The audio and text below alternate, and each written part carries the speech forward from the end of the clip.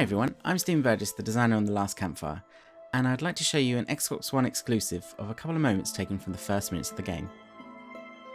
Our story begins in the dark, in a hopeless place, where a lost ember sleeps. This is really exciting for me actually. We've been working on this game for a few years, and it's really nice to be able to show other people what we're working on.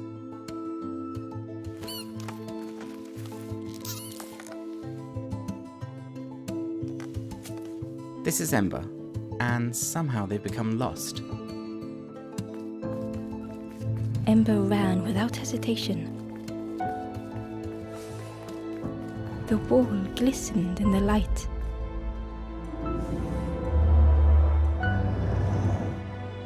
The painting glowed, reacting to Ember's presence. It showed a moment from the first Ember story. Ember just hoped it would show the way home. What you're seeing now is the narrator. She follows you through the game and fills out some of the backstory as you're travelling and reacts to your actions. It was a relief to find someone else, though the stranger was deathly still. Hopefully you can see that the world looks quite charming, but you'll feel that there's a real undercurrent of darkness. That's what we're trying to get across. Ember froze, almost too frightened to look away, when they noticed a small satchel. I think this kind of charming dark fantasy is something you don't really see that often in games. I really love this moment with Ember. It's the first time Ember's seen a skeleton. Despite that, Ember's first thought is empathy. A little touch on the shoulder to say sorry and pay respect. The satchel felt heavy.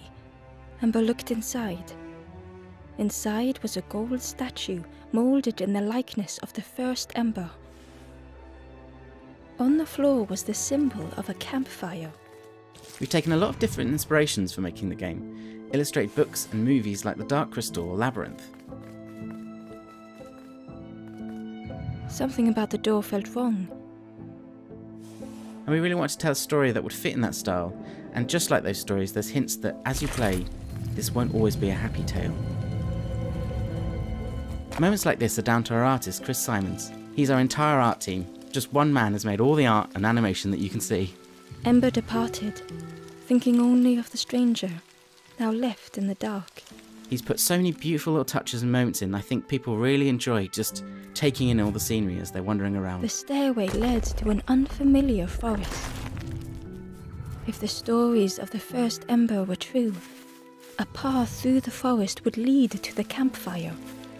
Sometimes I'm playing a new build, and I'm used to seeing this white box layout and I've taken it back. He's transformed it completely with so much love. The flame called out to Ember. Ember tried to listen.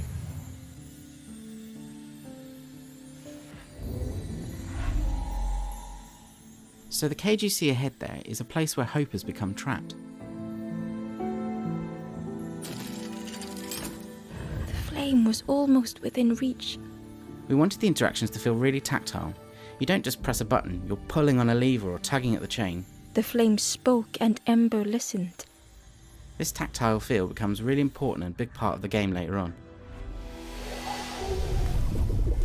Most games with puzzles tend to have a format of a series of increasingly difficult versions of the same puzzle. But for Campfire, we were trying to make it so that each puzzle you encounter feels new or has a unique twist. It's almost like a smorgasbord of all different types of logic puzzles. Like here as you step out into the forest for the first time. It's a welcome relief to be outside, but then you kind of realise that this forest still might not be safe. And I think they're just understanding that this place they're trapped in is a dangerous one and they might never escape. Finding and rekindling hope is actually one of the big themes at the heart of the game. And learning to appreciate just how fragile that hope can be. As the forlorn Ember awoke, the campfire flickered into life. Well, thanks for watching, and I hope you enjoyed this sneak peek.